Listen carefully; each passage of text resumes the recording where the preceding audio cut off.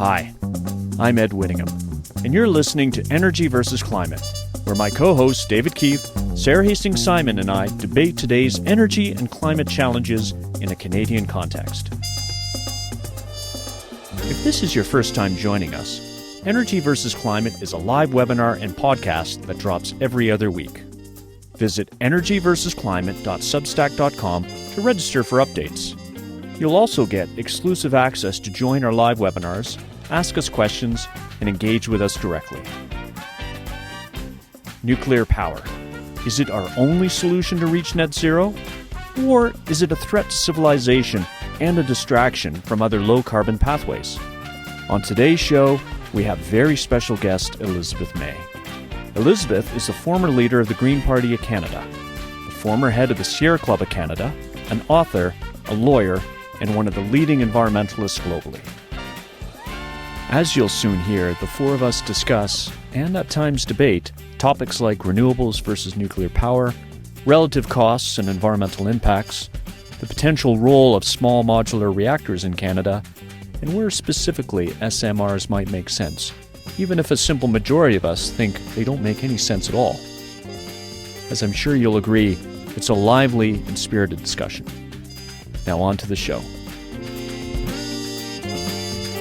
Hello and welcome everyone to our 10th Energy versus Climate webinar and the last one of what we're calling Season 1. My name is Ed Whittingham and I'm joined by my webinar co-hosts David Keith and Sara Hastings-Simon from here in Alberta. I'm going to start with just a short story. In 2002, when I was still a wet behind the ears conservationist, I was invited to appear as a witness before the Government of Canada's committee looking at amendments to the Canadian Environmental Assessment Act. It was my first committee appearance ever. I was nervous about it.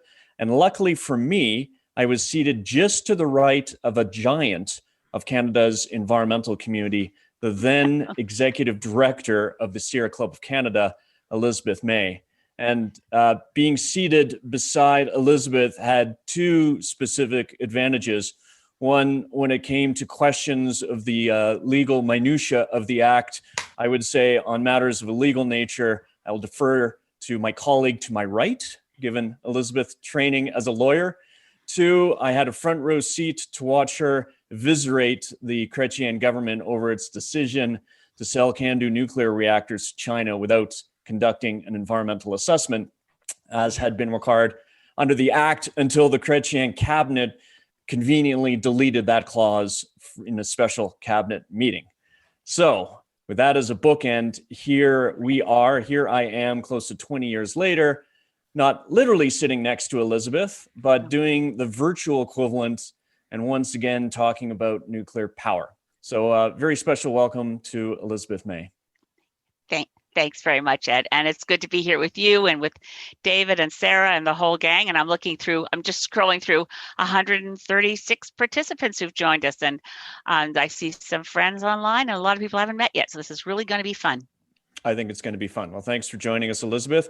So let's, Mika, launch the pre-poll. And as we are fond of doing here on Energy versus Climate, we are actually going to start with a bit of a primer on nuclear power. And that is going to be led by David. And at the same time, he's going to outline his perspective on nuclear power's applicability to low carbon futures everywhere. So, David, over to you. And once you're done, we'll check back in on the poll results. Got it. Thanks a lot. Let me start by saying some of the obvious negatives. So nuclear power is deeply stuck around the world with absurdly high costs, deep structural problems in the industry. At a highest level, the challenges with nuclear power are waste, cost, weapons proliferation, and reactor risk. But I want to start by giving what I think are the fundamental reason to take it seriously as part of the way the world transitions to low carbon power. And to me, that really comes down to issues of the land footprint of our energy system, because so many other aspects of energy system are tied ultimately to land footprint. And my argument basically is there are only two things that humanity is really going to do at large scale to decarbonize, and it's solar or nuclear. It could be that we do it with all solar and no nuclear, but it's really important to be clear-eyed about the limitations of other things and their scale of environmental impacts. So Lots of different ways to think about this. But if you look at estimates, and there are lots of estimates that are done by pretty reasonable, unbiased folks about the full life cycle power densities, that's the amount of power you get out per unit area, which is the opposite of the amount of area it takes to generate some power. Nuclear is order of sort of 50 to 100 watts per square meter. Wind, this is work I've done a lot of, including some data set where we looked at the entire US turbine by turbine data set. Wind is about in the US 0.6. And it's likely to get worse, not better. That's if you count at a project basis. If you count at a direct basis, it's a lot higher, and we can talk about that. Solar, we've also done it, looked at the entire US, and we looked at some Canadian data. The Canadian average, I don't know, but it's probably around 2 watts per square meter. So something of order 50 times worse than nuclear. And hydro varies a lot. So site C is actually relatively good on a power density basis at about 6, but average is under 1. And what that means is that if we're really serious about decarbonizing, we have to think about what this means. It's different in a place like Canada, which is very low population density, large land. But I'd like to keep more of that land for nature and not take it over with things not take it over with industrial activity. And it's important to say this isn't just some kind of starry-eyed idea about how we should care about preserving land from nature, though I would defend that. It's the fact that many of the environmental impacts flow from land disturbance. That's impacts on water, ecosystem impacts, mobilization of metals, etc. So to me, that's the central reason to take it seriously. Now let me say a little bit about costs and about the current status of the industry and then close. So for costs, I think the fundamental thing to say is that current nuclear costs are by any measure very high. In the developed world, there are only a few reactors under construction now not the developed world, in Europe or North America, and their costs are all spiraling to well over $10,000 per kilowatt installed, which is by many measures a very, very high cost.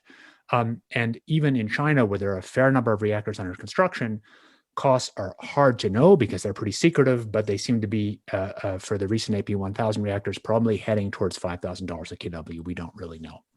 I think the important thing to say is that costs were not always high, and that there's been this kind of extraordinary social unlearning. This is data from Jonathan Koomey, who I think is a very unbiased guy who's done very careful, reasonable analysis. He went through the entire US reactor data set, looked at, and these numbers are public, so we know pretty well what the costs were, put them all into current dollars, and between 2004 and now is only 26% inflation. So basically this is current dollars.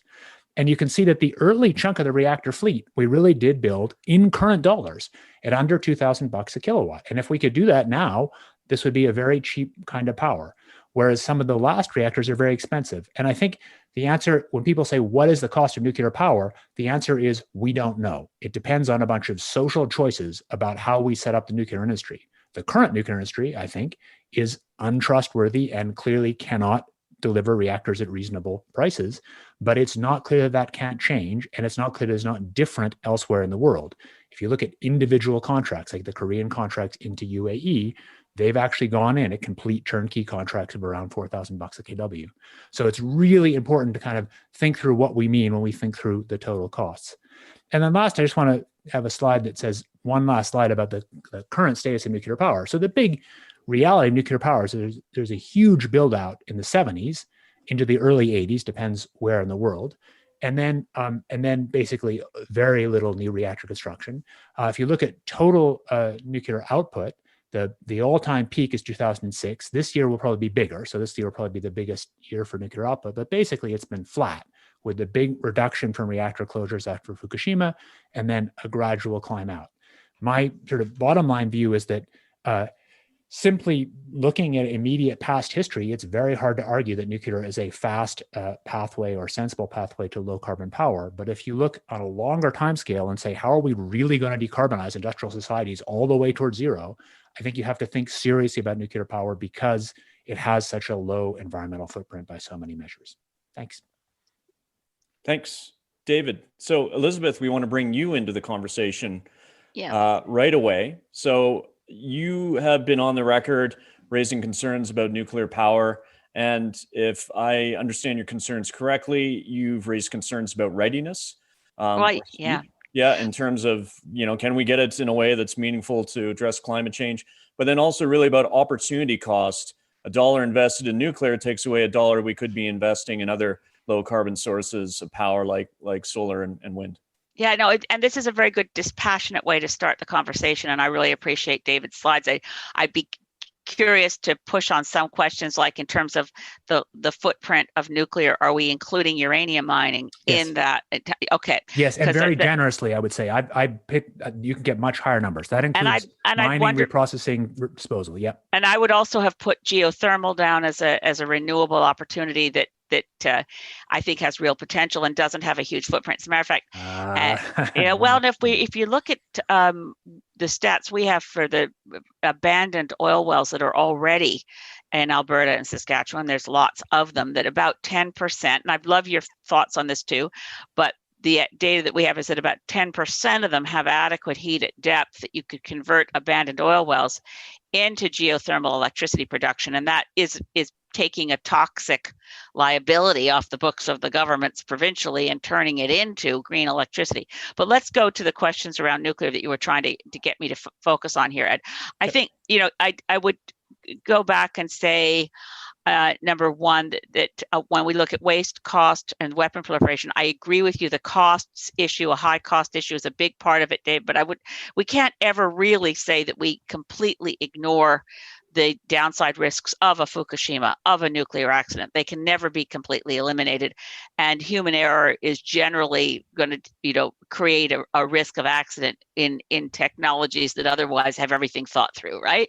So 3 Mile Island and human error and all those kinds of questions.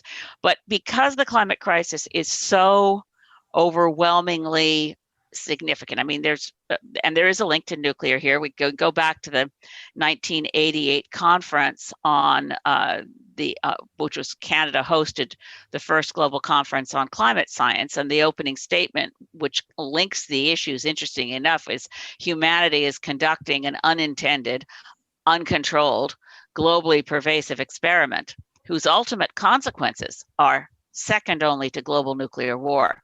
So that was a way of framing the fact that the climate, well, at that point, 1988, it was a future threat. Now we're living in it, and it's just, and we're by every single month that goes by, I am mourning the chances that we're losing. We had chances in all through the 1990s, all through the first decades of this century, where we procrastinated as a global society, and it really does reduce the runway we've got to get to good solutions to avoid the existential crisis of the climate emergency, which is second only to global nuclear war. So given that, we went back, this was when I was at Sierra Club, what's our position on nuclear, working it through with membership, do we need to rethink it?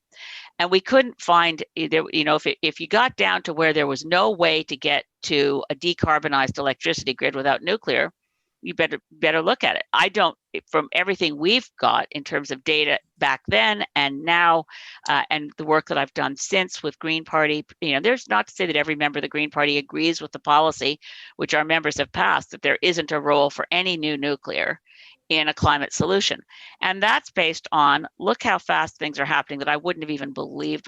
I didn't think that I would see in my lifetime that the price of solar was cheaper than coal, that we began to see solar take such an important place, that we saw through pandemic, with the International Energy Agency stats, the only energy source and only energy investment that actually grew through COVID. I mean, as fossil fuel investments were plummeting, renewable investments actually managed to climb into the positive and be a growth area in pandemic, which one can assume, I think safely, please, that we actually have a post-pandemic future, that the renewable investments are just going to take off, so that the cost issue it's hugely in favor of going with renewables.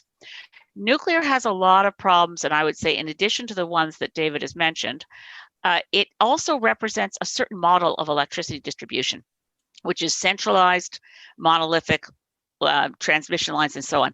There's an opportunity here in moving away from, basically, once you install renewable energy capacity, the marginal cost of energy is zero. You're not buying more fuel to continue to produce solar energy, for example. You don't buy the wind to run the wind turbines.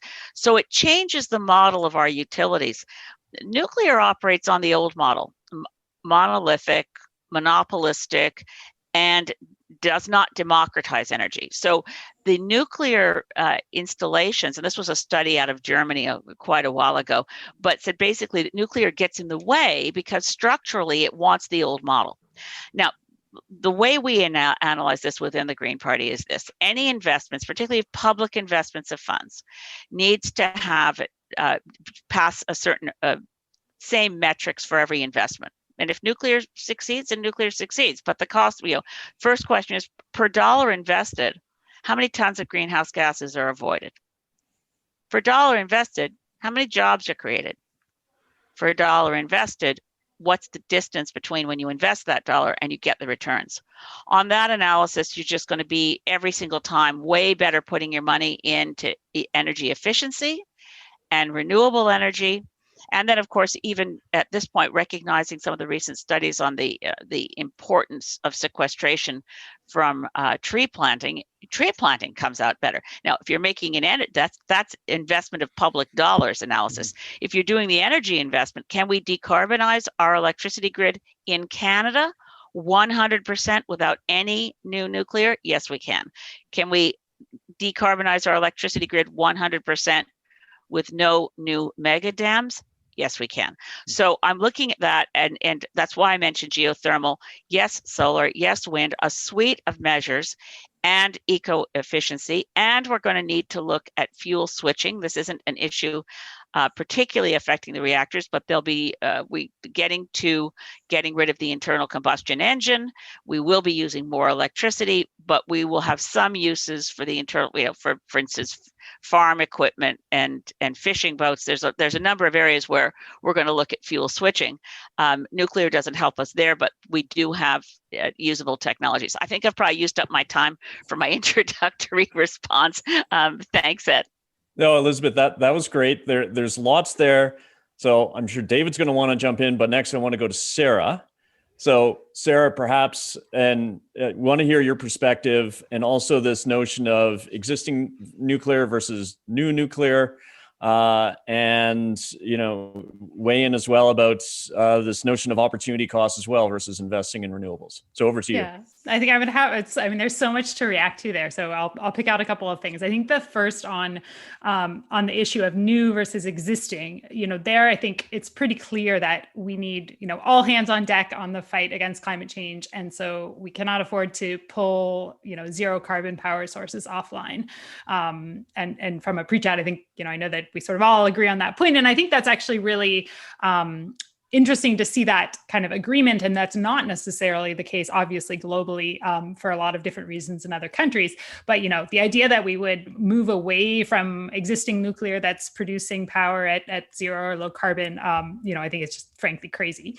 The question then of, what else do we do? What do we put in next? I think the comparison and David's point around the land use, it sounds like we're going to have a future show about wind to dig in a bit further on some of the offshore numbers. And because I noticed the land use piece of the calculation. And of course, offshore wind is something that's growing quite dramatically in just, the past, it's not even decade, but like months, you could say. So I think that, there's other options. And there's also a question of, since there are so many different things that we can do in addition, if it's not a matter of kind of this global central planning of, these sources or those sources, I think there's other elements that come into that, I guess is what I would say. On the, things like geothermal, which, I can't pass up noting that, of course, geothermal is, in some form nuclear, because a lot of the energy that we have underneath the earth is actually coming from nuclear reactions that are happening down there. So there's your little random physicist tidbit that you can be for nuclear power in the form of geothermal. But beyond that, I think the thing for me that makes it hard to see a lot of investment going into building new nuclear is really just that issue of the time that we have and the alternatives available to get to net zero. this issue of the social unlearning and the rising costs, part of that really is an increased understanding of the different ways that nuclear power plants could fail, and increased safety measures that are taken. And so I'm not particularly worried about, the Fukushima type disaster, because, the number of lives that are lost every year to air pollution from, coal and natural gas, vastly outweighs that, right? But I think that the idea that that we could get those costs back down again, certainly within the next 30 years, I think it's hard to imagine that, given where they come from, which is not just that we've sort of forgotten how to build them, but we're actually adding layers, and in some ways making things more expensive while we're making the alternatives cheaper. And so, I think if I switch maybe just one sort of last comment on this idea of, there's a really interesting, I think, political and sort of social debate around why, nuclear power, why portions of government or government, types of philosophies are much more willing to support the idea of, what I would call industrial policy, and, pouring vast amounts of public money into certain technologies versus others. Can we redirect that and actually use that as a starting point to have a conversation of, what we should be spending on? And then I think the last thing that, I find sometimes challenging is that there are some within the nuclear industry, and not everybody, and there's some noted examples that are being, I think, more active now in this space. But there has been a lot in the past of sort of this framing of the fight of nuclear versus renewables, and I think that there's been a lot of really unfair points that have been made by some to try to kind of get nuclear to the front of the line ahead of things like wind and solar, and I think that's also quite problematic, and something that sort of delays the transition overall. So I'll stop there. Lots more to talk about, I'm sure. Thanks. Forgive me for just saying, I just want to put a bookmark around getting back to something that I skipped over, which I shouldn't, which is that as long as we're keeping nuclear power going, we have issues of nuclear proliferation and military applications. So I just don't want to get that lost as one of those things we should probably talk about. I really want to get there.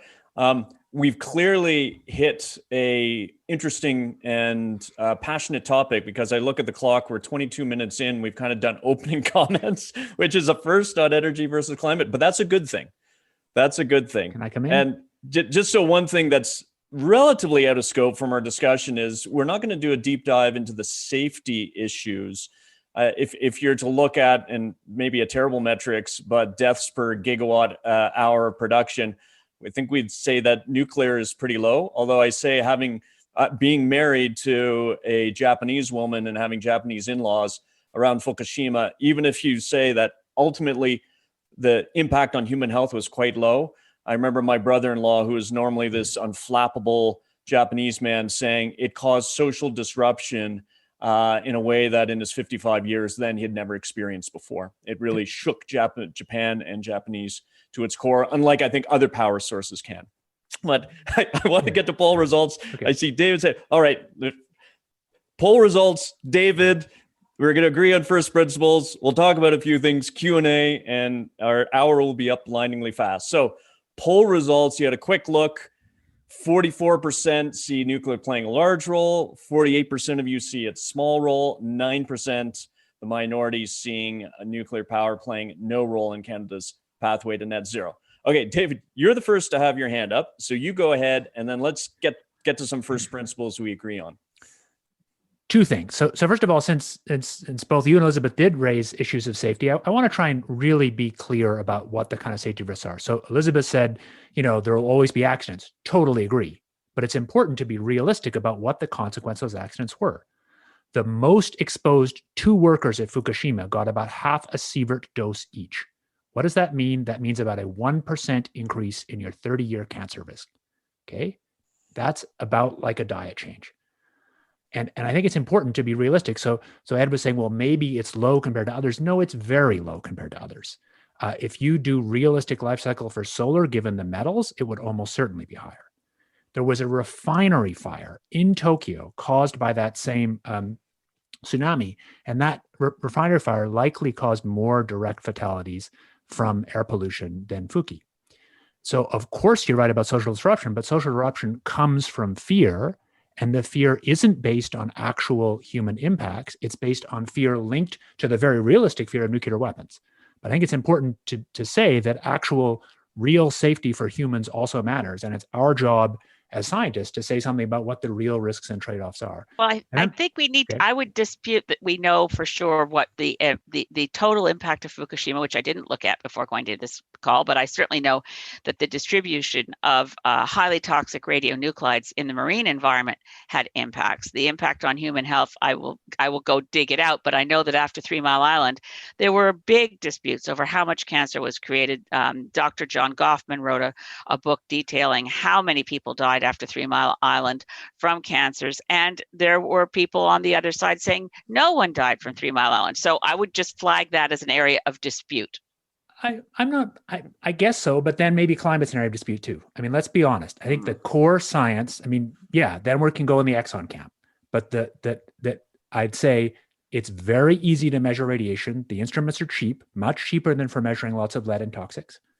And we have really good correlation over a long time. So what I would say is the dispute is about how dangerous I will totally agree with you that we can measure the radiation. The dispute is on the side of how damaging is ionizing radiation to the human being. And that's an area where it's not like climate dispute. It's not like there's a settled science and a bunch of nuts. There is a debate among responsible, sensible scientists, and some of them, the late Dr. Rosalie Bertell, who was Canadian, was did a lot of research. She came out of the Manhattan Project, but her view was that we were absolutely taking chances because we didn't understand how dangerous ionizing radiation is.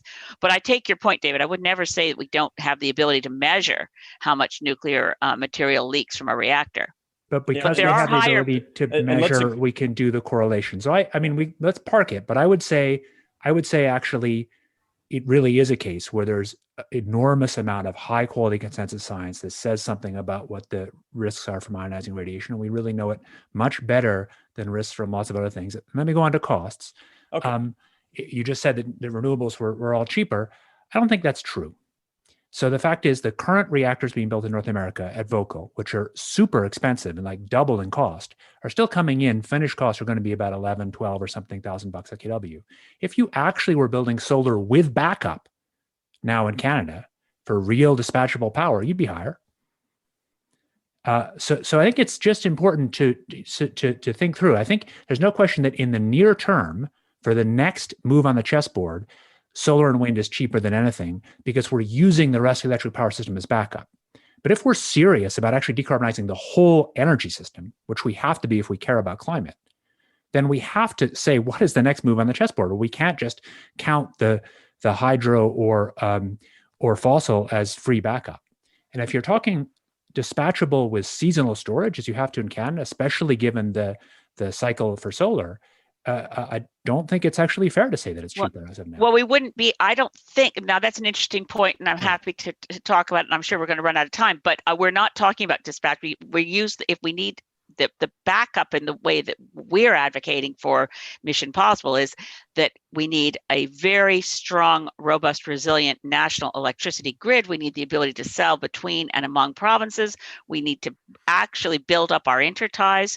The government's moving in that direction now. So the investments that we need to have a really good, coherent climate plan, post-carbon economy is a lot of investments in electrical grid infrastructure and making sure we can certainly store. Pumped storage is perfectly good. It's a good way to deal with, and between Denmark and Norway, it works really well. Well, it's not perfectly good. This is flooding land and destroying the environment. No. It's there are enough empty quarries. There are enough existing reservoirs that pumped storage is a very good option. And interestingly enough, a lot of those empty quarry spaces are on Indigenous lands. So there's a reason that a lot of the most investments in renewables in Canada in the last number of years have been on Indigenous lands and controlled by Indigenous people. Okay. Without flooding any new land. Let's agree on the next, what isn't going to be the next chess move. I think we all agree, well, first, we need more electricity, that as we move to net zero, that we're going to double or triple we need to double or triple the amount of electricity we have now. And I think no one here, including myself, is talking about taking existing nuclear offline. So we're not talking about not moving OPG, not moving ahead with refurbishment of the remaining 3 reactors at Darlington, for example. I just want to look around the Zoom window, and I think we're all in agreement there. Okay. Then let's talk about what is being proposed for Canada right now, because there's the 2 to 3 gigawatt nuke plant that we could talk about. As far as I can see, the only discussions right now, serious discussions or serious contemplations in Canada, is at the SMR level. And SMR, I know small is going to be a bit of a misnomer, because in this case, small modular reactor can be up to 300 megawatts. And the advantage to that is you can produce high quality heat. It can work as a bridge fuel between fuel and power sectors, and you can right size different applications. It sounds great on paper, and gosh knows we've chopped down a lot of trees in the past 2 decades talking about SMRs. But do you agree that's where the conversation is, and how viable are SMRs in the Canadian context? Who do you want to go first? Sarah, I don't think any. I think we're going to agree it's not a good idea. Well, let's see. I might disagree, but Sarah, let's get you in, please. Okay, so SMRs, I think, again here, David actually put an interesting place to it of sort of like, are we talking about the next chess move, or are we talking about the last chess move, right? So if the next chess move is what are we going to build next, we're not going to build an SMR next because they aren't ready to be built, right? And even the sort of projects that are the most advanced are seeing some delays happening now. And so then the question becomes, do we, need SMRs to reach a fully decarbonized power grid, or can we reach it instead with some combination of transmission lines, batteries, hydrogen, all these other things? I come down on the side of, I think it's very unlikely that SMRs are going to be the, key answer to that question. They are, when you come back to the nuclear waste and the proliferation issues, they are worse than large reactors on that count, because you're basically, you're losing efficiency. So you're generating more waste in order to make these things work. And so, should we not invest anything in their development? No, I think we should keep our options open with a suite of technologies that we're moving forwards. But I think that amount of money that's going in there needs to be far exceeded by the amount that we're putting into deployment of the technologies we have for our electricity grid today, and for development of technologies that are nearer term to be ready to be deployed. Batteries and of sort of longer duration, some of this heat storage and things like that. So, I think, but I would keep it, in the back pocket as an option, for the future, sure. But I think it's being much oversold by many who are saying, it's the only answer. Yeah. Elizabeth, go ahead. I want to dive in on some real specifics around where SMRs are coming from in terms of the push we're getting for them right now. And for people online, people generally have some sense that Atomic Energy of Canada Limited, which was a Crown corporation that received tens of billions of dollars in subsidies going back to the mid 50s, it was essentially privatized under the Harper government back in 2015. So we now have, by the way, 2 U.S. companies, Fluor and Jacobs, as well as SNC Lavalin. Yes, good old SNC Lavalin is something called the Canadian National Energy Alliance and has control of Chalk River. But this relationship of these corporations isn't just a hypothetical link to military uses of nuclear. It's a direct link, because Fluor is a U.S. company that operates the Savannah River site, which is a nuclear weapons facility in South Carolina under contract with the U.S. Department of Energy. And they also have relations with the UK Atomic Energy Weapons Establishment. So we're looking at a quite direct relationship. So that if Canada goes with SMR designs, we'll be using uranium enriched to levels well beyond what we use in our current CANDU reactors. Others might use plutonium fuel. It definitely raises new and very serious weapons proliferation risks.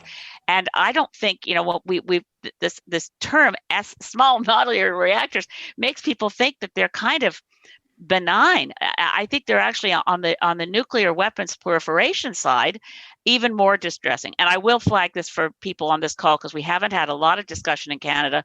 Why has Canada not signed the new United Nations Treaty for the Abolition of Nuclear Weapons? It's coming into force January 22nd.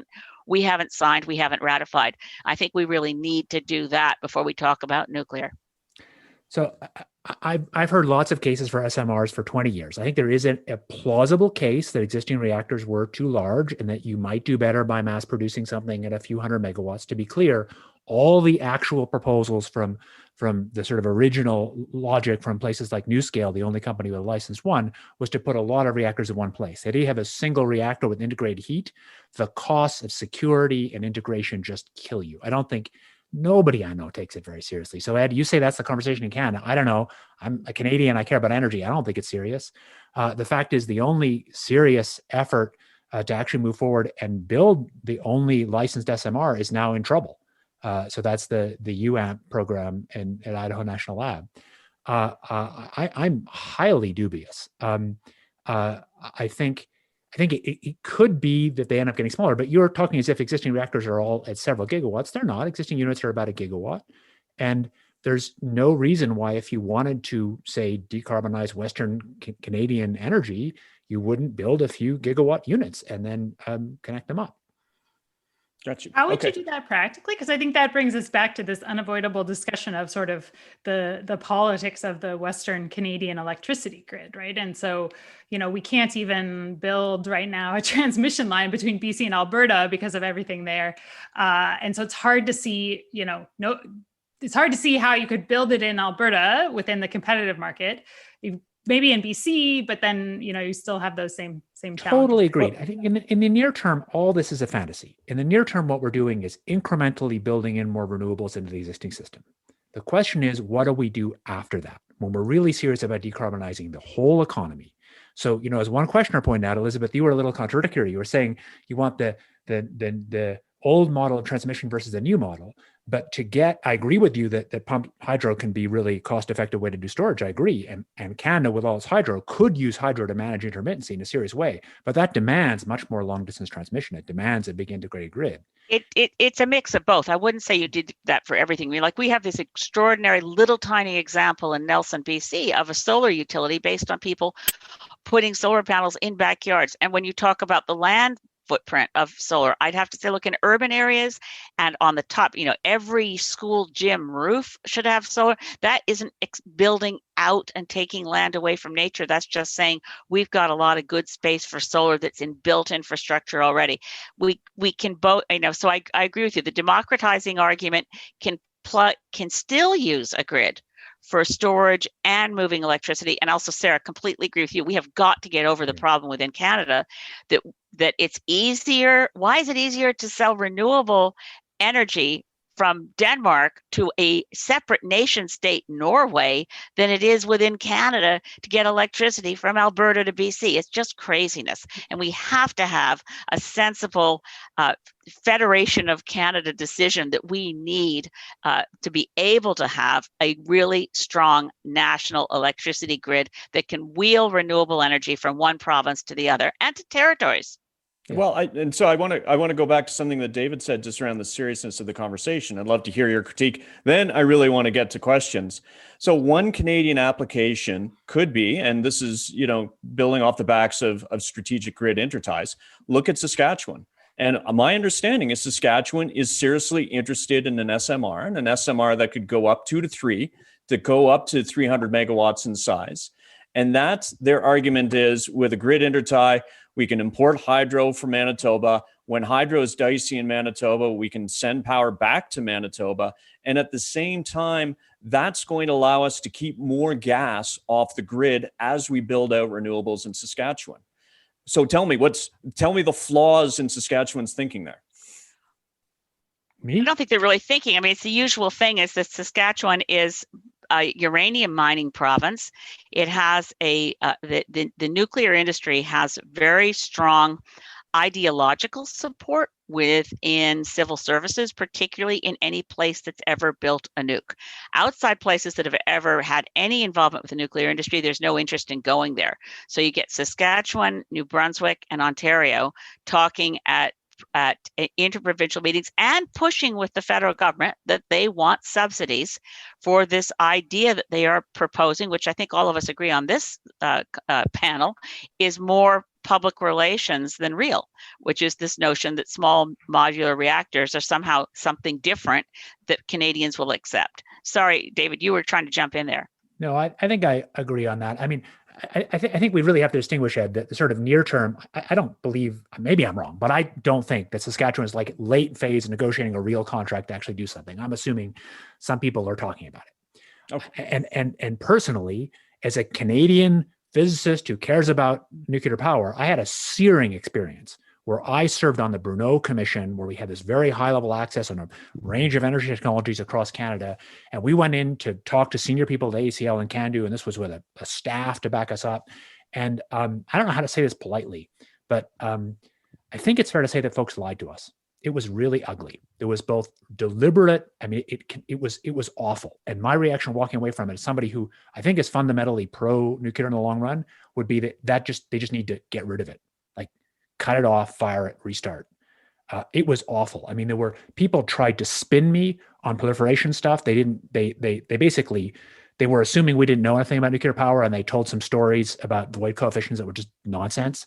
And they also deliberately spun us about the budget in a way where we were able to go to our staff and see that they had, I think it's fair to say, lied. So my level of faith in the Canadian nuclear establishment is really low. Okay. But I think the question is more, Canada isn't in a vacuum. The question is, what happens if the world does have to decarbonize? We have a lot of places where we have high energy demands. We're not just talking electrical power. We're talking steel, cement, ammonia. How are we actually going to make that in the next 30 years in a low carbon world? And thinking through what the role of nuclear to me is serious, because even on this conversation, you've heard people just talk about things that look green. This green-brown thing, be careful. Hydro has big impacts. Oh, yeah. Wind has big impact. All these things have impacts that are real. And if we do them at scale, we cannot just pretend as environmentalists that these things are impact-free. They're not.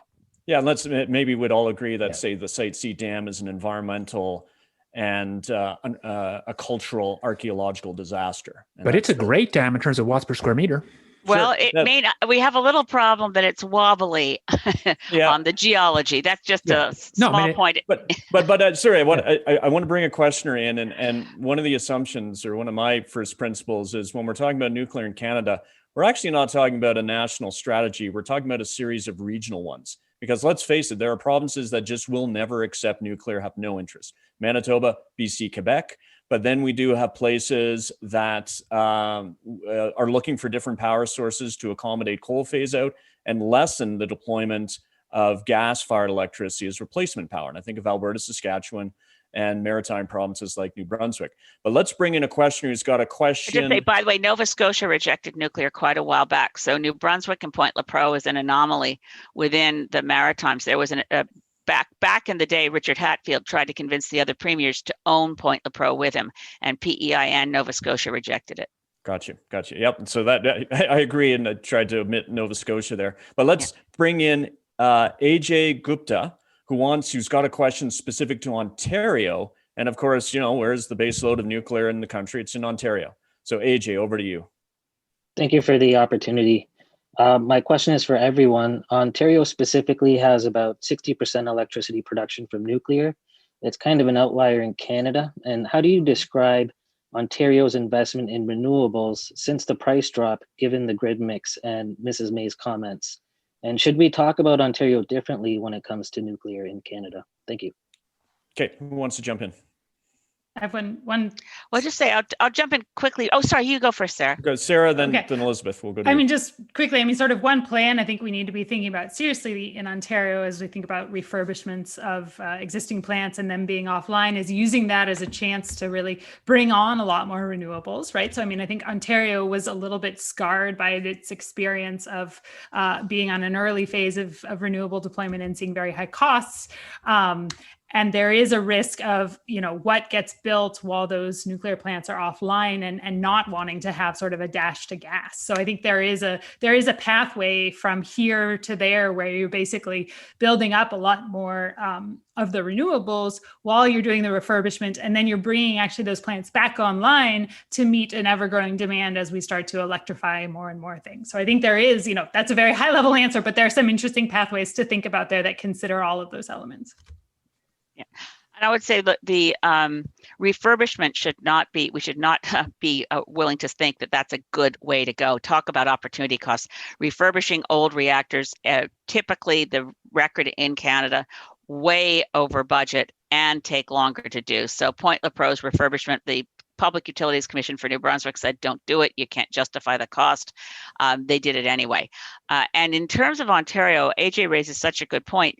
There's much more potential for renewables if they hadn't gone the Dalton McGuinty route of let's do one deal with one provider and we'll go with that with minimal consultation with local communities. Again, if you're looking at democratizing energy and a mixed you really need a mixed portfolio. You want to do as much as you can with solar. You want to do as much as you can with wind. They never looked, for instance, in looking at doing anything into Lake Ontario at any distance, where you have really steady winds and near your biggest population areas. You have to do a lot with energy efficiency before you start feeding into a system that's leaking a lot of energy. So there's a lot of ways to look at renewables, and Ontario's first experience of it, it's hard to imagine how to have done it worse than they did it. It'd be great, by the way, of course, looking at places that have worked, where you have well, I won't keep going on about it because it's such a sad example of what Ontario did first, and it has tended to make people think renewables aren't as good a bargain for Ontario as they really are. And I remember, just to jump in, I grew up in Ontario, and there was a time when people in Ontario weren't going to meter electricity because nuclear power would make it so cheap we wouldn't need to meter it. But looking at the chat board, one of the questions that's lighting up our board is, well, what do you do for baseload power? Because Ontario has made that strategic decision. That's going to be our baseload. And then we layer in intermittent sources on top of that. So Elizabeth, if not nuclear, then what for the baseload? Well, as you're working on baseload, your baseload power, again, we've talked about pump storage. We're going to be, I think the one technology piece that I'm really excited about will be much more interesting work around batteries and how we store renewable energy. Then it becomes this peak load and base load thing, I think, has been oversold because we've taken out the notion that you can store your renewable energy. For now, and again, it's a for now, but for now and for the foreseeable, for the next couple of decades as we're decarbonizing, feeding into the grid, taking out of the grid operates in the same as being peak load and base load. It makes everything base load. Yep. It's available when you need it, and that's what you need to know. But building, as we know that the lifetime of those nukes, the reactors at Darlington and Pickering, they're going to be going down at Bruce. As they're going down, build up your renewable capacity, and build and do everything you can to improve the energy efficiency of your built infrastructure. Great. David, if you can resist the temptation to jump in, I see you biting your lip. I promise to give you crack on the next question. I think you're going to like it. So this next question, it gets to oversight and regulation. I started by telling that story of the Chrétien government's shenanigans to facilitate the sale of CANDUs to China without requiring an environmental assessment. The Canadian Nuclear Safety Commission maintains regulatory oversight, including impact assessments of new nuclear projects. And we lack a worldwide standard right now for approving and regulating, so we're doing it on a market-by-market basis. So that is a preamble. Our question coming from, and I'm sorry, I've missed the name of our questioner. Court Ashbaugh. What is the best way to ensure that the strongest and most disinterested technical experts have the greatest amount of control over government decision-making? So, David. That would be a great question for any question we're looking at within government. Let's COVID vaccines, other climate dispassionate experts. Okay, you go, David. You're a dispassionate expert. Well, I'm not. So that question is sort of. I think we need to reform the way democracies work. I don't think we should trust experts because experts become disassociated from the values that society has often. So, I mean, I guess I feel like this is such an off-topic comment. I don't sort of have an answer. I think Canada needs a better way to do high quality science advice into the parliamentary system. There's a bunch of deep reforms there. I don't have any simple answer. I do want to come back just to stick to this topic. I think it really is important to be realistic. We need to decarbonize on a scale of a couple decades. And the fact is batteries for seasonal storage are so far away, we have no reason to believe they'll get there. They might get there, but we're talking an order of magnitude away, and we're not likely to invent new elements. And I think if you're you were absolutely right, Elizabeth, to talk about it, because whenever people talk batteries, whenever people talk storage, they think batteries, but in fact, pumped hydro is the dominant storage technology in the world right now, and people are still building a lot of it. But the idea that we're just going to get to solar and battery world, it might happen, but it's a technological fantasy for the future. And the point is, if you actually want to decarbonize now, there are places in the world we actually are completing nuclear builds in kind of 8 years. And we're doing it at prices under $5,000 a kW. That is in Asia, and those actually produce carbon-free, relatively safe power.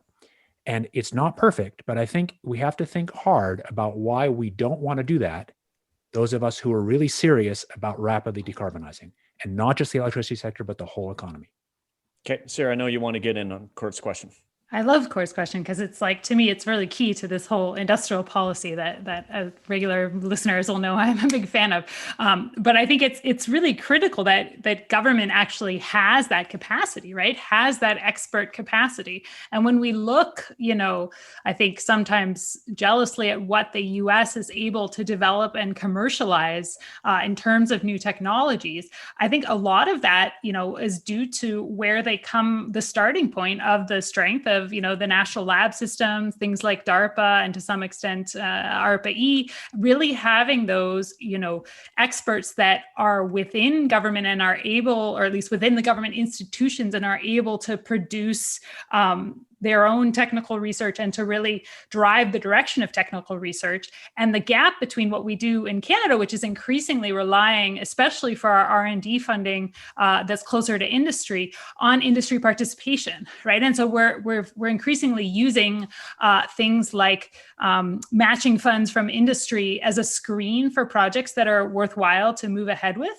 And I think that's a real risk in terms of being able to separate the kind of hype from the real potential within those technologies, because you bring in that element of kind of who are the incumbents around the table that have the ability to pay. And so, David had this story about the nuclear industry lying. I mean, I think it's fair and important to say that it's not just that industry, all industries that are going to be lobbying for money and they all have an incentive to overrepresent the technologies that they have. And the only way that, you're really able to kind of combat that is to have that technical expertise that exists within government as well. But I want to jump on what David said earlier too, because it's not just that the pro-nuclear folks are like the private sector fossil fuel lobby. They're deep state. They're deeply embedded in the bureaucracies of the provinces and the federal government departments that have promoted them. And that's the raison d'etre for some people in government is just to get some more investments in nuclear. It's gotten a lot of money from the public purse historically. And I think that the starting comment would be, I couldn't agree more with what you said, David. The nuclear establishment in Canada is not trustworthy.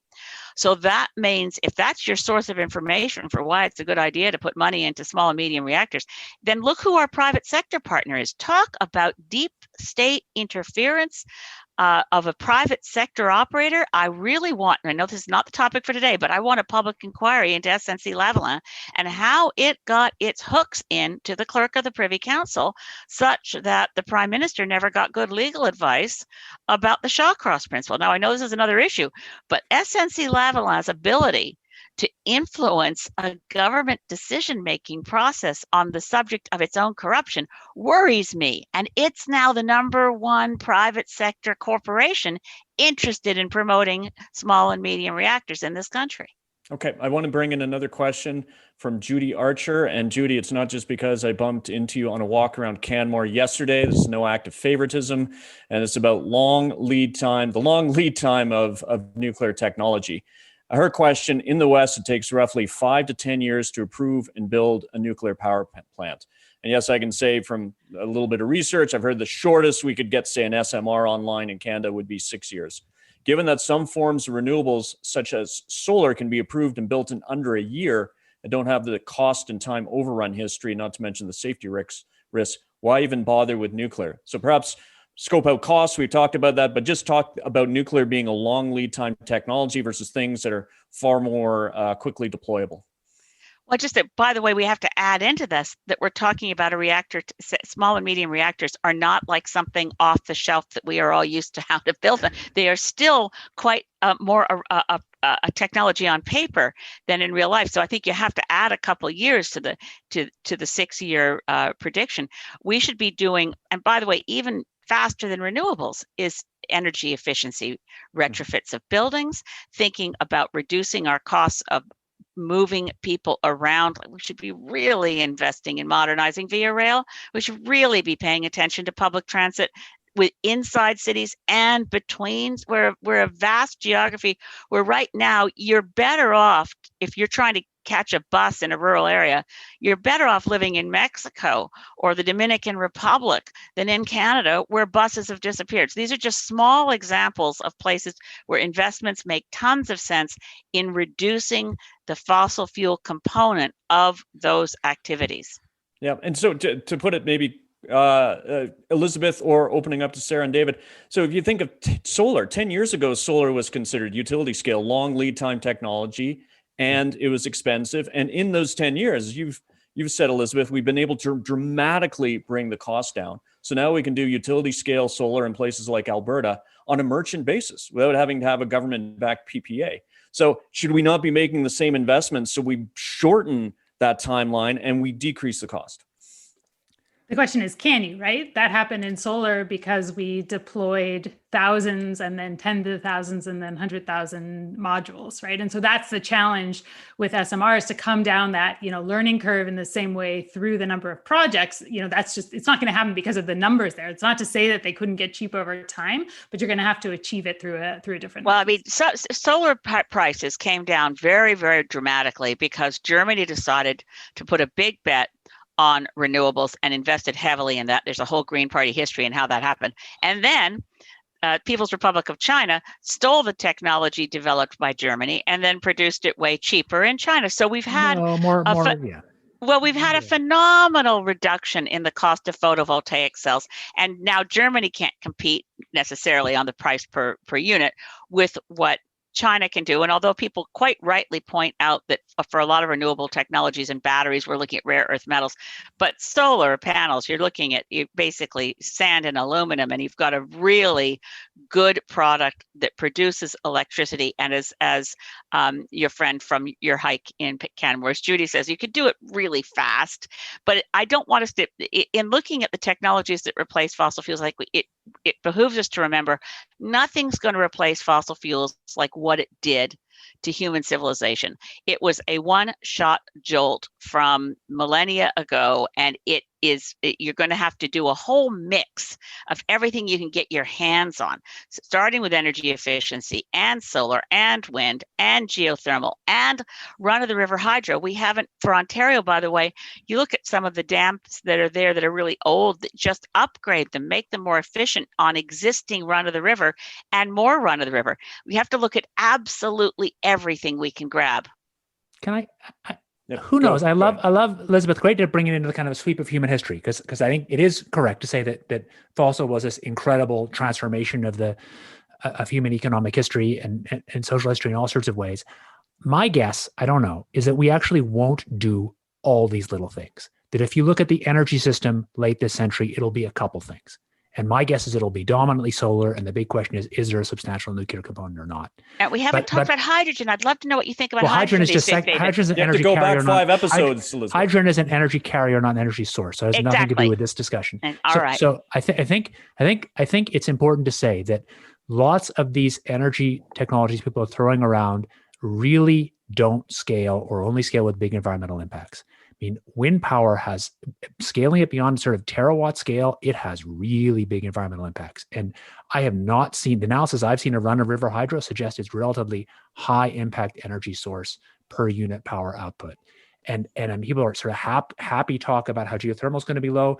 Each of those wells has relatively low productivity on energy basis, and they have environmental impacts both for servicing and because you've connected different reservoirs in the subsurface. So I think I really want to be cautious with the idea that we just do everything, including this tiny stuff, and that all its environmental impacts are low. What matters is an environmental impact on a per unit energy basis for things we can scale to really power the industrial civilization of this century without carbon.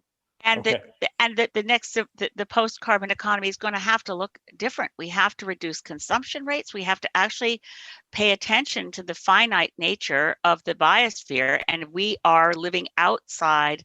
We're acting as though we can continue to live outside the limits of the biosphere. And that's, I guess the UN Secretary General said yesterday, we have to stop having a war on nature. That at a minimum is what we have to do. Here. Okay. Over to you, Ed. Let's give that last word to our guest. Very well said, Elizabeth. I need to close up the conversation. It has flown by. Before I do that, a couple of things. One, I want to share the poll results. So from our conversation, which is ironic, given that we all agreed that we're not talking about taking nuclear offline, that existing nuclear will continue. All we've done is increase the vote of people saying nuclear will have no role in Canada's pathway to net zero. And then, by rounding errors, we've shifted around the votes in the large role or the small role.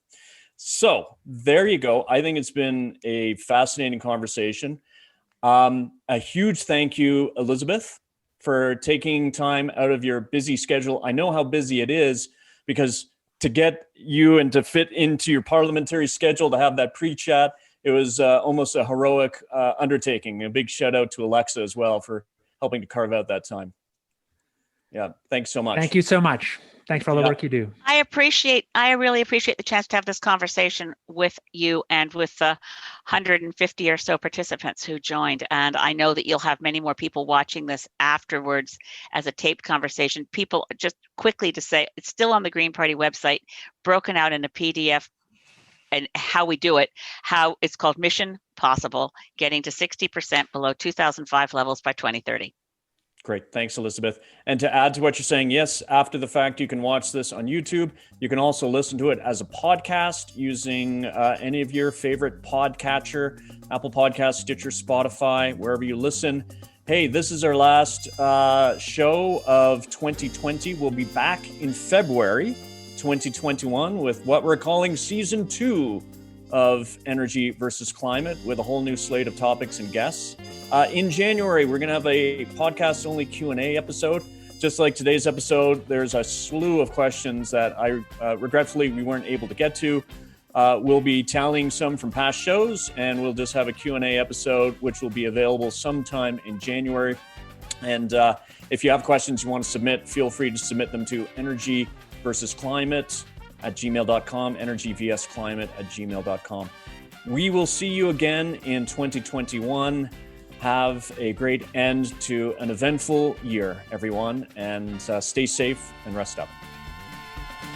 Thanks for listening to Energy versus Climate. The show is created by David Keith, Sara Hastings-Simon, and me, Ed Whittingham, and produced by Eva Wojniczewski. Mika McFarlane provides webinar support. Our title and show music is The Wind-Up by Brian Lips. Sign up for updates and exclusive webinar access at energyversusclimate.substack.com. Interact with us live every other week and subscribe to the podcast on Apple Podcasts, Stitcher, Spotify, or wherever you listen.